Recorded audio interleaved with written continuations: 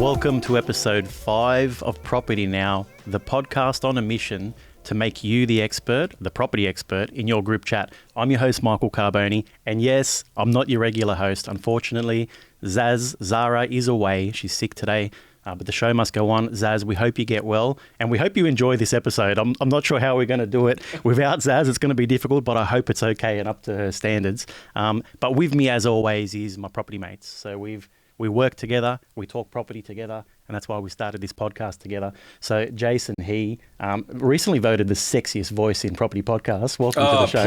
Please. Yeah. Well Not done, at mate. all. I made that award up. It's not a real award, but I love I listen back at like half speed just to hear your voice when I do listen back to the show. So that's amazing. Welcome back to the show, mate. Great and of course, to be back. My personal property and finance guru. I know you hate me saying that, but I love going to you for advice on this stuff. Chris Ferris, welcome back, mate. Thanks, mate. It's a pleasure to be back. What an episode last week.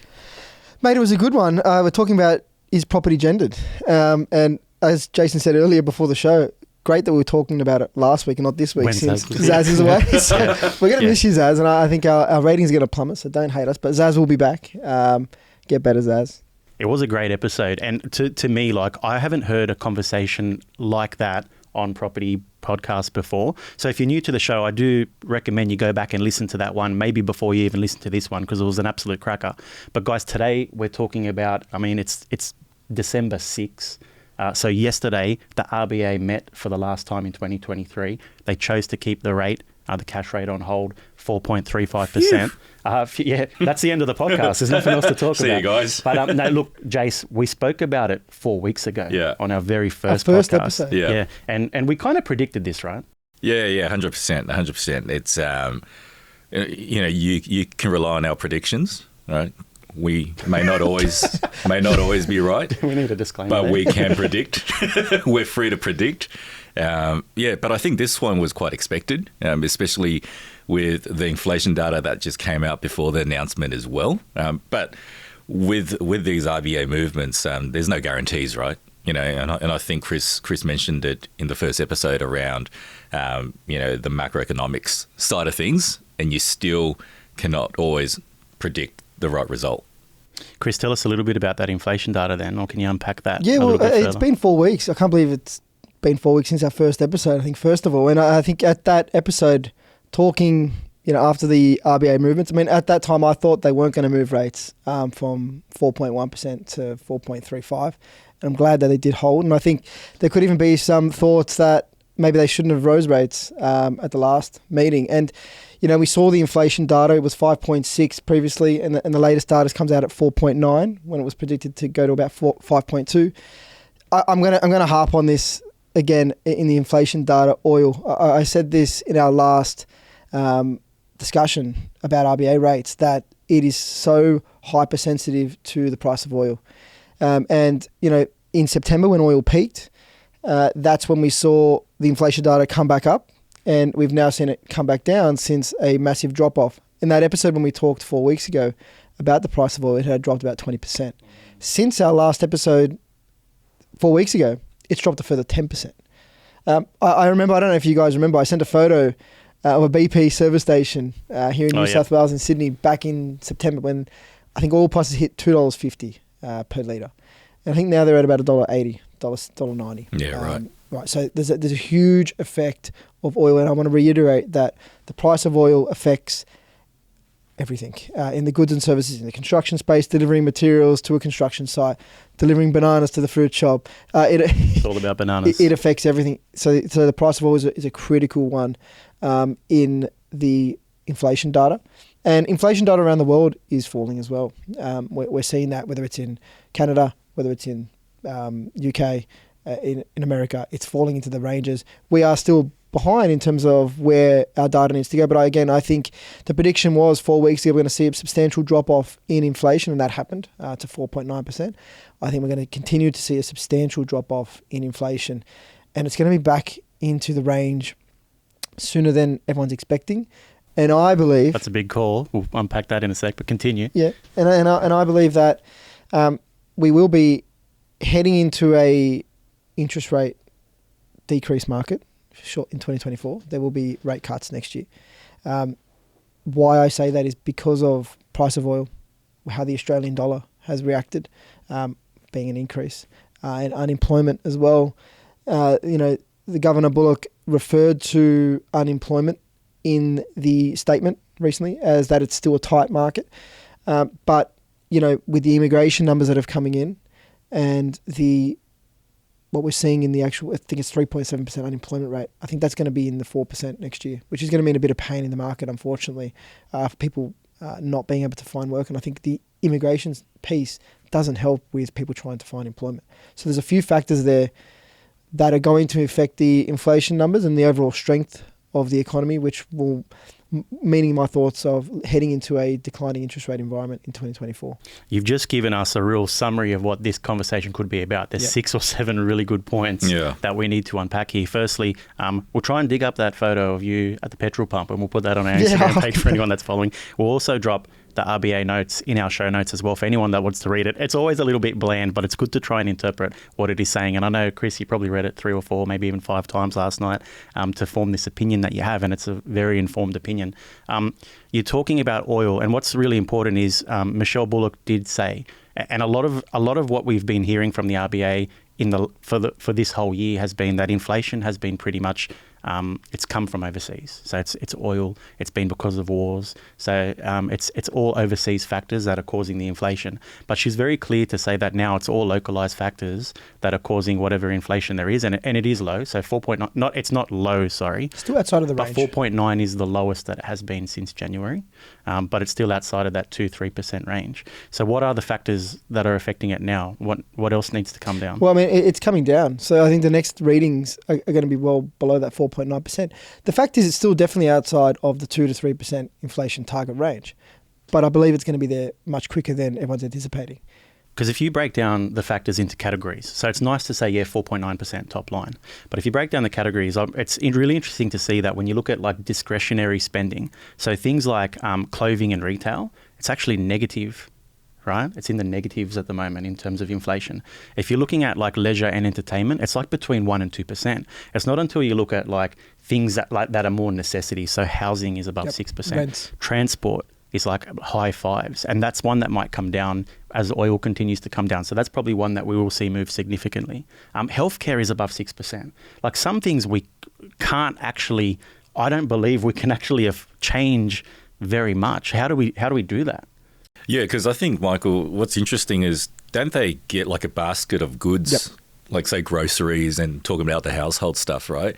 And isn't there in the news this inquiry about the dominance of Woolies and Coles, right? So it makes you wonder, right? Like, is there something artificial here going on as well in terms of controlling prices? Are they allowing the prices to actually fall based on the supply of things, relation to cost of oil, or are they controlling or keeping the prices high for these necessities? And is the data integrity accurate? Or for example, with RBA governor talking about people going to the hairdressers and the dentist. I don't know. Look, I avoid the dentist at the best of times, to be honest with you. But I don't that's, if you need dentistry work, you need it. Look, I don't know. Maybe I can get a haircut every 4 weeks instead of every 3 weeks. Right. But it's, some of these things are kind of more like healthcare is a necessity. Yeah. So kind of makes you ask the question, Michael. It's like what can people do as a population other than cutting back on dining out and entertainment? There's not much they can do. Right. Let's face it. I've said this in the last episode. You're not going to stop filling up your car. Yeah. You might, if you go out every week for dinner, you might go out once every fortnight, once a month. But the reality is there's not much. I mean, I believe there's not much that the everyday consumer can do to really stop the inflation. So it just can't happen. People are hurting, and they are cutting. This is what I'm saying. Some segments of the market are hurting, and that's the topic for next week. Correct. I think when Zaz is back. But people with high mortgages are hurting. They're cutting back on their spending where they can. It's the things they can't cut back. I mean, if people are paying rent or if people are building new house, they can't really cut back on that sort of stuff. Healthcare, you can't cut back on that. If you need it, you need it. It's very important.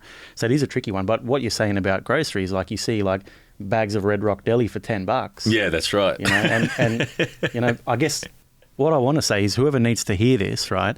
Don't buy the $10 Red Rock Deli, please. Like, please don't buy it because you're ruining it for the rest of us here.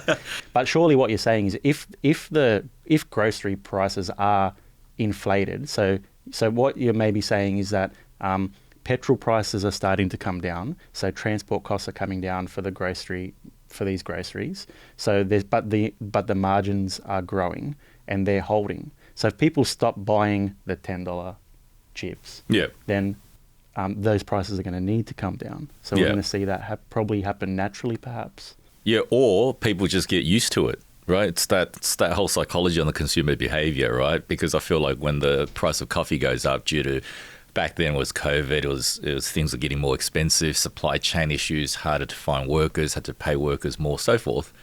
But I think when the situation reverts back to pre-COVID, I don't know. I've never seen the coffee price come down. The unfortunate reality is prices, they generally don't come down. Yeah. That's just reality. I think people just get used to it. We talk about this in construction, right? So cost of materials goes up. It's never going to go back down to the point where it was. It's always going to remain, and it might bounce around a little bit, but it's never going to go all the way back down, right? So this is just the harsh reality, maybe, that we need to get used to the $10 chips, or maybe $8 chips is probably. But the other big one is the rental, and that's in the basket. So they call it a basket of goods, which is a bunch of goods that are part of the inflation numbers. But we talk on the rental side, and that's, in my view, that's something that's not going to change in the short term. The rental demand issues. We know that there's a housing supply, and we talk about this all the time. We know that we're not building enough supply to keep up with the demand for rental stock. And developers are still struggling to get their projects out of the ground. So then you've got this immigration story, which I touched on earlier. Unpack that for us. Yeah, so there was a 450,000 net migration, this year alone, which I think is about a 2.2% population increase in Australia. Now, you wonder where the rental supply has gone, and that's your answer. I mean, the immigration side of things is a huge sucker of supply for the rental side, and we wonder where the supply has gone. And people coming into the country are not buying property straight away. Some are, of course, but some are coming here. Maybe they're starting a new life from a place of turmoil, maybe, and they're coming here seeking a better life, and they might be renting straight away, sucking up that rental stock. So that's a big problem, which I don't see evaporating or going away anytime soon. I think that's going to continue for the foreseeable future, so for at least 2024 and parts of 2025, until we can get some further housing supply in the market. So that number I don't anticipate to change in the basket of goods of inflation. But that's a wider problem in the inflation story, in the interest rate story, about rental prices and how they're affected by, immigration side. But I guess in the basket, that might not have to change if everything's retail's lower, if cultural experiences are lower, if I don't know how healthcare gets lower, but if oil and transport is a lot lower, that seems to be the big one where there's going to be movement, and you think it's probably the critical one, right? It's definitely the critical one, and that's probably out of it. I said earlier, prices of things generally don't come back down. That's one that does. It fluctuates with the market and worldwide demand, and we are seeing that much lower, and that's continuing to be low, and that's a signal of the market that there are tough times ahead in the economies of the world. I mean, we're seeing, I think it's deflation in China at the moment. So we're seeing prices of goods coming down. So I do believe that the oil price is a huge factor in inflation. That's going to continue to see these numbers come down. I do believe we're going to be in the range much sooner than is anticipated, which is why I think we're heading into that interest rate decline environment in 2024. And I think the proof there, so Michele Bullock saying that it's not an imported thing, inflation, anymore, like it has been. The proof is overseas. US inflation coming down slightly, Europe coming down slightly. You mentioned China already as well. So all of these imported issues, like oil, that affect the whole world, they're having an effect. It's a better effect for inflation around the world. So it kind of proves your point already. And maybe they'll keep to trend that way. Look, it will continue that way. And what we'll see, we still got some of the lowest rates out of the US, New Zealand, Canada, UK. We still have some of the lowest rates in the world, and I say low, they're still high or back to normal-ish, whatever normal is. But they're still higher or lower, than other economies of the world. But if we start to see other economies, such as particularly the US, if we start to see the US start to cut their rates, Australia will cut their rates. It's as simple as that. They need to react, otherwise the Australian dollar will be in turmoil. So they need to react to particularly what the US market does with their rates. How is our dollar looking at the moment? So the dollar's at like 65.5, and that's from the low when I think we had the last chat 4 weeks ago. It was at 62, 63, and that was after the rate increase. And then after the increase, there was obviously a spike up in the Aussie dollar. So to me, which was to signal, I think I said it at the time, it was to signal that there's no more rate rises. The reaction of the Aussie dollar said that to me. And we're seeing other assets with risk on coming back. But I think we're seeing where economies will struggle as they come into 2024, meaning rates will need to come down. So based on what we're talking about here then, Chris, especially the topics that you've touched on, do you guys then think that the RBA's instrument of controlling interest rates is not as effective in terms of controlling things like inflation? Because we seem to be talking about inflation is the effect of things happening overseas, oil, what other countries are doing. Individuals can't really cut back anymore. You can't sacrifice your health care. You still got to go to the dentist or the barber shop. But I think it probably signals what Chris has been saying, that the rates here in Australia can't go much higher because it's already had the most effect it's going to have. Is it safe to say that, do you think? Yeah, look, and again, as we said in the last 4 weeks ago, it will change as new data comes to light. It always changes as new data comes to light. But we're seeing that increase in inflation. It's dropping off around the world. And I think I don't want to go as far to say as it doesn't work. It definitely works, of course. It definitely sucks demand out of the economy. It takes the steam out of the economy. It affects confidence, which is a big... I mean, we know property particularly is a confidence game. Right? Buying property is complete confidence. So it takes that confidence out of the market, and people sit back and they do look at their budgets, and they may not go on that overseas holiday, or they may not spend that new car or go on that holiday even locally. Or go to the dentist. Or buy that bunch of bananas. Or get a haircut. They may not. So they may not. So I think it definitely works. I don't want to say it doesn't work because that's not the message here. It definitely works. It is a blunt instrument, but it definitely has the effect of taking money out of the economy, absolutely. On the confidence issue, and I need to probably commend Michele Bullock and the RBA on this, because what she realised, which it took a while for her predecessor to realise, was what she says is going to affect confidence. Absolutely. So if you read the statement that came out and you hear some of her interviews, she's not saying things are going up here, going down there. She's saying, look, this is what we're targeting, this level of inflation. This is what we see from a macro and a microeconomic sense. And, we need to watch these certain figures before we can make decisions. Yep. Whereas in the past, 2021, 2022, it was like, interest rates are going to stay low until 2024. A lot of people made decisions based on comments like that. Yeah, absolutely. Whereas now people are watching closely. Yeah. Right? People are like, okay, we're not sure when it's going to... We know rates are going to go up and down over the course of our lifetimes, but we're not sure when that's going to be. And we shouldn't know based on today's data. Yeah. Right? We shouldn't know where it's going to be in September 2024 based on today. The statements are particularly important because that's what media picks up. That's what media goes off. That's what the headlines are formed by. So I think in 2021, 2022, when Governor Lowe was talking about, interest rates are going to stay low until 2024, people shouldn't be making the decisions on that with property because I always say take a long-term view, but people did. Yeah. And that's a problem. People thought for the next 2-3 years they're going to have low rates, potentially maxing out borrowings, and now they're in this environment now where people are potentially hanging on.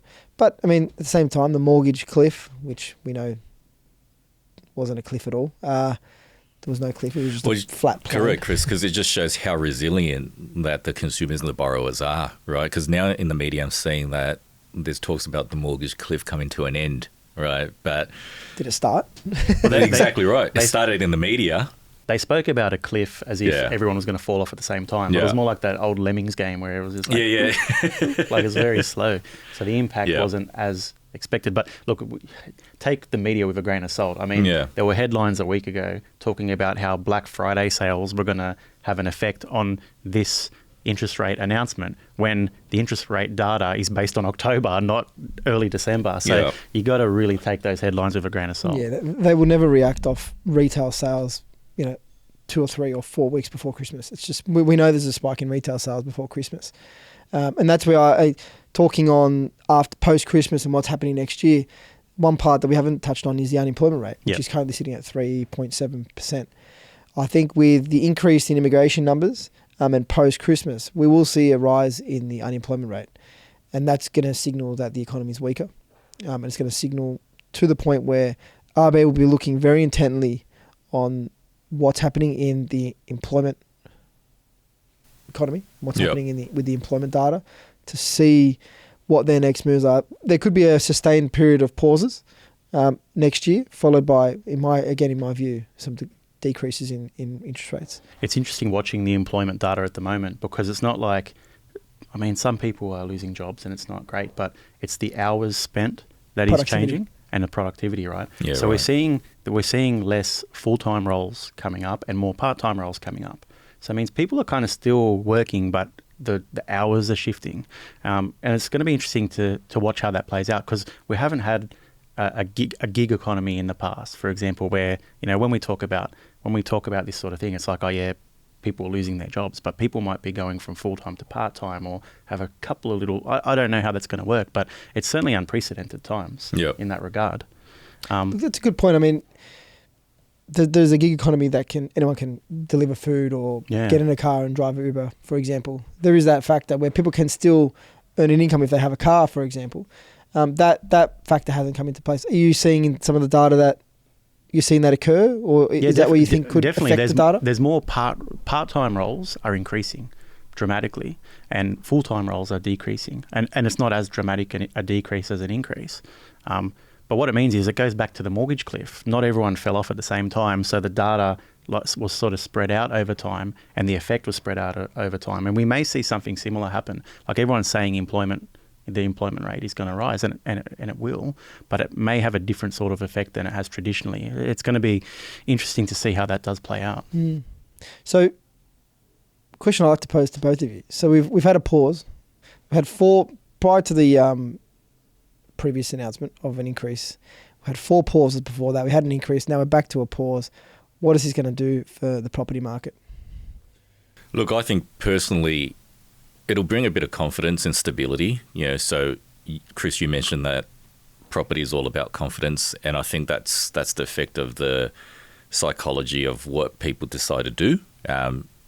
It's related to not necessarily that potential buyers can't afford to get the loan or to manage the repayments, but they're thinking, okay, because it's uncertain, can the rates go up continuously as it has been? That's going to give me some anxiety around making a big ticket decision. But when you see a pause, and I think there's not going to be a rise in January because I believe No meeting. they don't have a meeting. That's certainly going to give people some sort of confidence because that's not going to change their borrowing capacity as well. Because the one thing you got to remember is that every time the interest rate increases, it can affect someone's borrowing capacity because the rate that the bank assesses your borrowing power goes up. So you borrow less money, right? So that's an issue. But this particular period of time is interesting because December, January, generally not much happens in the property market, right?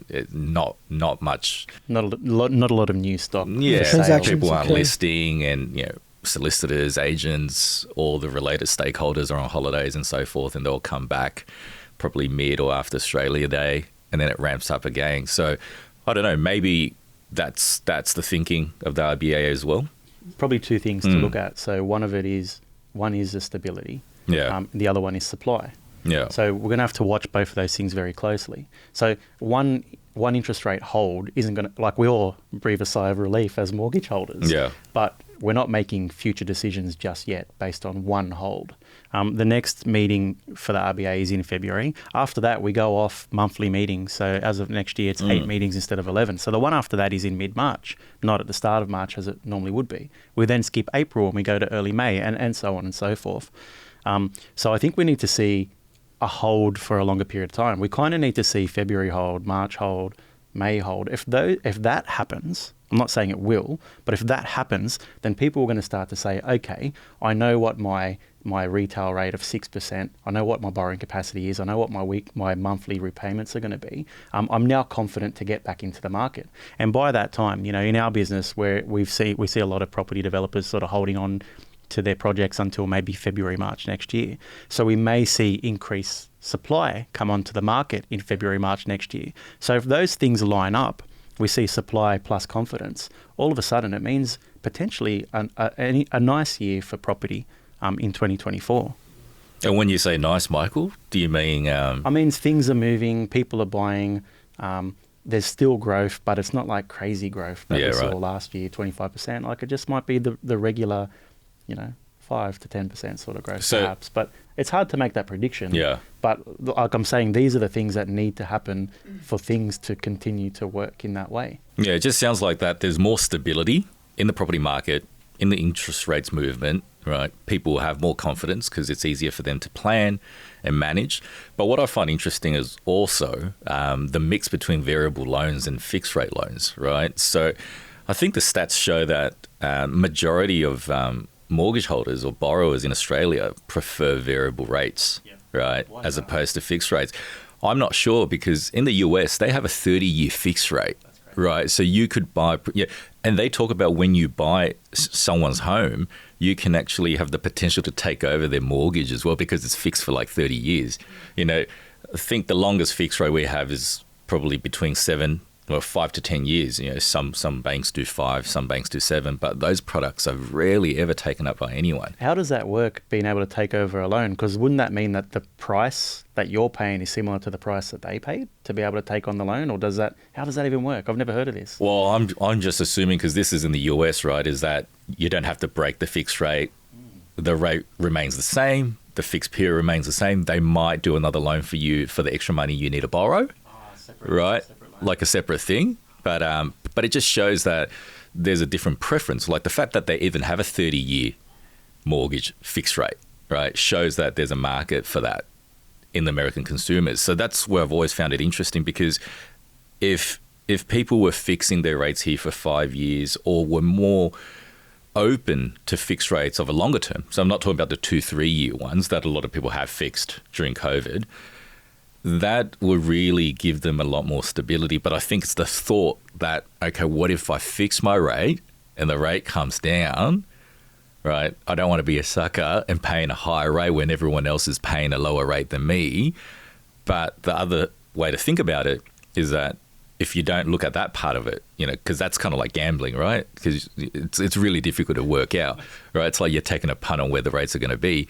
But you look at it from a perspective that I know what my repayments are going to be for the next 5 years, and this is how I'm going to manage it. I'm not going to look at where the RBA is going to move or what the variable rates are. Your payment every month or week or fortnight stays the same. Yeah, stays the same, right? I've budgeted this. We can manage it. I don't have to pay attention to the media anymore. Yeah. I don't have to talk about this anymore because it doesn't affect me. I don't have to know what the RBA is doing. It's interesting from a psyche perspective. Yeah. Australians as a whole are probably bigger gamblers than Americans as a whole. Really, if you look at society, right? Gambling is more prevalent here. We have poker machines in every pub.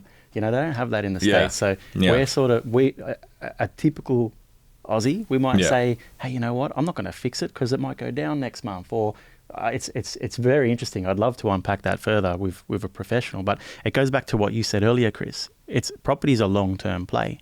So if it's a long-term play, maybe we should be looking at fixing long term. If we know that our monthlies are going to be the same for 5 to 10 years and we know we're comfortable doing that, then does it matter if we can get 0.25% less next month? Or I don't know, maybe should we be looking at things like that?